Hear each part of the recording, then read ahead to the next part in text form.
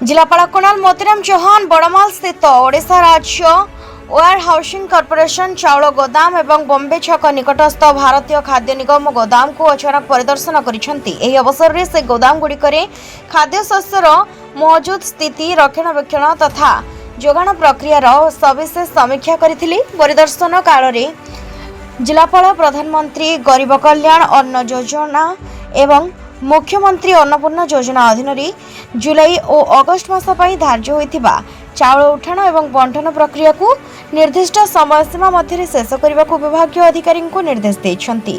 कौनसी भी योग्य हिताधिकारी जेपरि उपयुक्त समय चाउल पाइबारु वंचित नहुंती सेथिपाई सतर्क दृष्टि देबाकू से तागिद करथिले। एथि सहित नियम उल्लंघन किंबा कार्य अवहेला प्रदर्शन करुवा व्यक्ति विरोध में दृढ़ श्रृंखलागत कार्यानुष्ठान ग्रहण कराजिबो बोली कहिसंती।